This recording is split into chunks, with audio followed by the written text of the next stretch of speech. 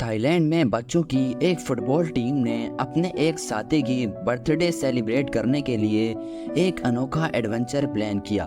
ساری ٹیم نے فیصلہ کیا کہ وہ تھیم لانگ کیو کے اندر جا کر اپنی ٹیم ممبر کی برتھ ڈے سیلیبریٹ کریں گے، لیکن یہ بھی پلان کا حصہ ہی تھا کہ کوئی بھی اپنے گھر والوں کو اس پلان کے بارے میں کوئی نہیں بتائے گا۔ 10 کلومیٹر تک پھیلی ہوئی اور 85 میٹر تک گہری یہ کیو تھائی لینڈ کے نارتھ میں لائم اسٹون کے بڑے بڑے پہاڑوں کے اندر موجود ہے۔ اس غار کے اندر جانا بے شک ایڈونچر تو ضرور تھا، لیکن یہ ایڈونچر ان بچوں کی زندگی کا خوفناک ترین ایڈونچر ہونے جا رہا تھا، جس کا اندازہ کسی کو بھی نہیں تھا۔ دھرو ٹی وی کی ویڈیوز میں ایک بار پھر سے خوش آمدید ناظرین۔ یہ دن تھا 23 جون 2018۔ 12 بچے جن کی عمر 11 سے 16 سال کے درمیان تھی، انہوں نے اپنی 25 سالہ فٹ بال کوچ کو بھی اس پلان میں شریک کیا، اور وہ لوگ اپنی بائی سائیکل پر سوار ہو کر تھیم لانگ کیو کے اندر چلے گئے۔ ان 13 لڑکوں کو یہ بالکل بھی اندازہ نہیں تھا کہ ان کا یہ قدم کتنا بھیانک ہونے جا رہا ہے۔ ان کو غار کے اندر گئے ابھی چند منٹ ہی گزرے تھے کہ اچانک باہر موسم نے کروٹ بدل دی اور دیکھتے ہی دیکھتے تیز بارش ہو گئی۔ لیکن کیونکہ یہ 13 لڑکے اکیلے غار میں کافی آگے جا چکے تھے، اسی وجہ سے ان کو باہر پڑنے والی بارش کا بالکل بھی علم نہیں تھا۔ منٹوں کا ٹائم اب گھنٹوں میں بدل چکا تھا۔ لڑکوں کے گھر والے جو یہی سمجھ رہے تھے کہ ان کے بچے فٹ بال کھیلنے گئے ہیں، جب وہ ٹائم پر واپس گھر نہ آئے تو ان کو بھی پریشانی ہونے لگی۔ غار کے اندر موبائل نیٹ ورکس نہ ہونے کی وجہ سے اب نہ تو ان 13 لڑکوں سے کانٹیکٹ ہو پا رہا تھا، اور نہ ہی کسی کو یہ معلوم تھا کہ وہ اس وقت کس جگہ موجود ہیں۔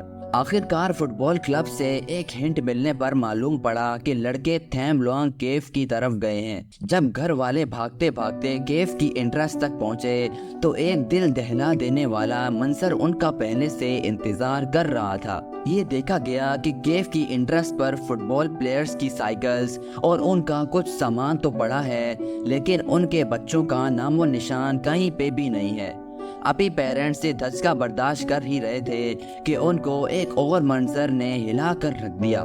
جی ہاں، شدید بارش کی وجہ سے کیو کے اندر دھڑا دھڑ پانی جا رہا تھا، جو کہ واقعی ایک بہت خطرناک سگنل تھا۔ بات اب یہاں تک پہنچ چکی تھی کہ ریسکیو ٹیم بھی وہاں تک پہنچ گئی، اور انہوں نے آتے ساتھ ہی غار کے اندر جانے کا فیصلہ کیا۔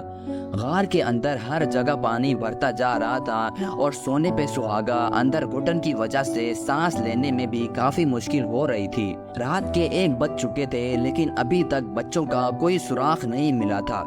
پہاڑوں سے گرنے والا چپا چپ پانی مسلسل غار کے اندر جمع ہوتا جا رہا تھا، اور پھر ایک وقت ایسا آیا جب غار کے اندر موجود ریسکیو ٹیم کی طرف سے ایک خبر آئی۔ یہ خبر ان پریشان پیرنٹس پر آگ بن کر گری، کیونکہ ریسکیو ٹیم کا کہنا تھا کہ غار کے اندر ایک پوائنٹ ایسا آ گیا ہے جہاں اب پانی غار کی چھت سے جا لگا ہے۔ زیادہ ایکوپمنٹ نہ ہونے کی وجہ سے ریسکیو آپریشن کو فی الحال یہیں روکنا پڑا، یعنی یہ بات کنفرم ہو چکی تھی کہ اگر وہ 13 فٹ بالرز غار کے اندر ابھی تک زندہ ہیں تو ان کو یہ رات اکیلے ہی گزارنی پڑے گی۔ کیو کے ایک میپ سے معلوم پڑا کہ اس کے کچھ حصے کافی ڈیپ ہیں، جبکہ چند پوائنٹ پر یہ کیو اونچائی کی طرف جاتی ہے۔ ایکسپرٹس کا ماننا تھا کہ اگر یہ فٹ بال پلیئرز زندہ ہوں گے تو وہ ان حصوں میں ہی پناہ لے رہے ہوں گے جو اونچائی پر ہیں۔ ساری رات غار کے اندر پانی کا لیول بڑھتا ہی جا رہا تھا۔ صبح ہونے سے پہلے ہی ریسکیو ٹیم نے سب سے پہلے غار سے پانی کا لیول کم کرنے کے لیے ہیوی ڈیوٹی پمپس لگا دیے، لیکن سب کو صرف ایک ہی سوال تنگ کر رہا تھا، اگر وہ 13 لڑکے ابھی تک زندہ ہیں تو ان تک پہنچا کیسے جائے۔ ایکسپرٹس کے مطابق اس کا صرف ایک ہی راستہ ہے، اور وہ یہ کہ پروفیشنل ڈائیورز پانی کے ذریعے غار کے اندر جائیں اور لڑکوں کو تلاش کریں، لیکن ان ڈائیورز کو کیو کا ایکسپیرینس ہونا لازمی ہے۔ اس مشن کو انجام دینے کے لیے تھائی نیو نے اپنے کمانڈرز ریڈی کیے، جن کو انڈر واٹر مشنز کا کافی ایکسپیرینس تھا۔ فٹ بالرز کو کیو کے اندر گئے اب پورے 24 گھنٹے گزر چکے تھے، اور ہر گزرتے پل کے بعد ان کے زندہ رہنے کی امید ختم ہوتی جا رہی تھی۔ ظاہر ہے اگر وہ زندہ بھی ہوں گے تو نہ ہی ان کے پاس اتنا کھانا پینا بچا ہوگا اور نہ ہی جس جگہ وہ پھنسے ہوں گے وہاں اتنا آکسیجن باقی رہا ہوگا کہ وہ سانس لے سکیں۔ 2.5 نیوی کے کمانڈوز کو پانی کے اندر جانے سے پہلے اندازہ لگانا تھا کہ فٹ بالرز کیف کے کن خشک پوائنٹ پر موجود ہو سکتے ہیں۔ ان خشک پوائنٹس میں سے ایک پوائنٹس بتایا بیچ کہلاتا ہے جہاں پر فٹ بالرز کے ہونے کی کافی امید تھی، لیکن مسئلہ یہ تھا کہ یہ پوائنٹ کیف کی انٹرنس سے لگ بھگ 4 کلومیٹر دور تھا۔ اس کا مطلب تھا کہ ان کو پانی میں کافی دور تک سوئم کرنا تھا اور وہ بھی غار کی تنگ جگہ اور بالکل اندھیرے پانی میں۔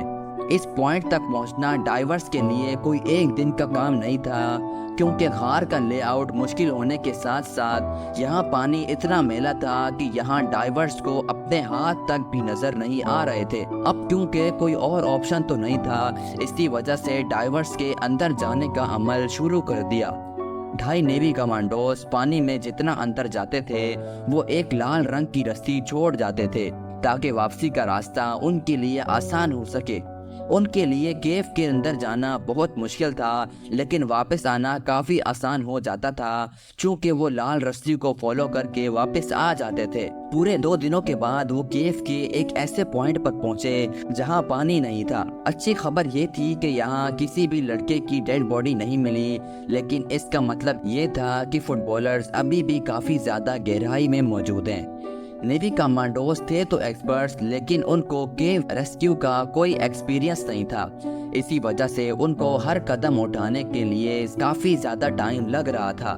اب فٹ بالرز کو پھنسے ہوئے پورے 4 دن گزر چکے تھے۔ کیف کے باہر ریسکیو ٹیم نے اپنا بیس کیمپ بھی بنا لیا تھا اور اب انٹرنیشنل میڈیا بھی اس حادثے کی ریسرچ دے رہا تھا۔ وقت تیزی سے گزر رہا تھا۔ میڈیا کوریج دیکھ کر پوری دنیا سے ایکسپرٹس کے آنے کا سلسلہ شروع ہو چکا تھا، لیکن ابھی تک فٹ بالرز کو ڈھونڈنے کے لیے کی جانے والی کوششوں کا کوئی نتیجہ نہیں نکلا تھا۔ لہٰذا اب ٹائم آ چکا تھا کہ پروفیشنل کیو ریسکیو ٹیم کو بلایا جائے۔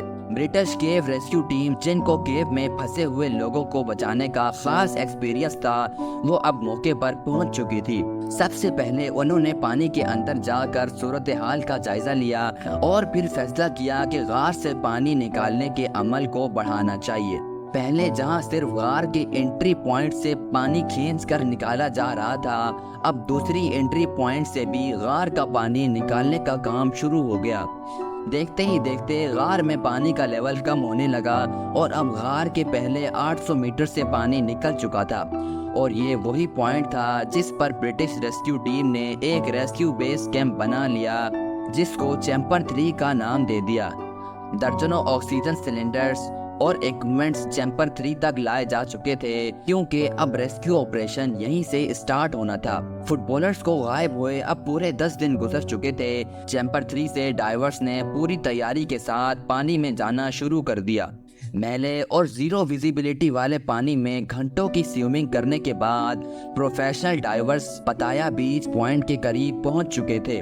یہ وہی پوائنٹ تھا جہاں فٹ بالرز کے ملنے کے کافی زیادہ چانس تھے، لیکن پتایا بیچ پوائنٹ پر پہنچنے کے بعد جب اندھیری غار میں انہوں نے لائٹ جلائی تو ان کی ساری امیدوں پر جیسے کسی نے پانی ڈال دیا، کیونکہ پتایا بیچ پوائنٹ پر بھی لڑکوں کا کوئی نام و نشان نہیں تھا۔ اب کنڈیشن یہ تھی کہ ڈائیورز کے پاس صرف اتنی آکسیجن بچی تھی کہ وہ واپس چیمبر 3 تک پہنچ سکیں، یعنی اگر ڈائیورز اس پوائنٹ سے آگے گئے تو ان کے پاس واپس لوٹنے جتنا آکسیجن نہیں بچے گا۔ لیکن ایک ڈائیور نے ہمت کی اور پتایا بیچ سے آگے نکل گیا۔ 1000 فٹ آگے جانے پر اس کو ایک خشک جگہ ملی، اور جب وہ آخری بار پانی سے نکلا تو اس نے وہی دیکھا جس کی ساری امید کر رہے تھے۔ سہمے اور گھبرائے ہوئے فٹ بالرز پانی سے نکلنے والے ڈائیورز کی راہ دیکھ رہے تھے، اور وہ 13 لڑکے بالکل صحیح سلامت اس پوائنٹ پر موجود تھے۔ لیکن سوال یہ ہے کہ پورے 10 دنوں تک بغیر کھانے پینے کے یہ کمزور فٹ بالرز آخر زندہ کیسے رہے؟ ایکسپرٹس، جن کو کئی سالوں کا ایکسپیرینس تھا، ان کو بھی اس پوائنٹ پر پہنچنے میں 10 دن لگ گئے، تو اب وہ ان 13 لڑکوں کو یہاں سے باہر کیسے نکالے؟ ابھی تک پوری ریسکیو ٹیم نے جتنی بھی مشکلات کا سامنا کیا تھا، اگلے 8 دنوں میں ان کو اس سے بھی زیادہ مشکلات کا سامنا کرنا پڑے گا، کیونکہ اب یہ اندھیری غار کسی ایک انسان کی جان لینے والی ہے۔ اس کے آگے جو کچھ بھی ہوا آپ دیکھ سکیں گے اس ویڈیو کے پارٹ 2 میں۔ امید ہے ترک ٹی وی کی یہ ویڈیو بھی آپ لوگ بھرپور لائک اور شیئر کریں گے۔ آپ لوگوں کے پیار بھرے کامنٹس کا بے حد شکریہ۔ ملتے ہیں ویڈیو کے اگلے شاندار پارٹ میں۔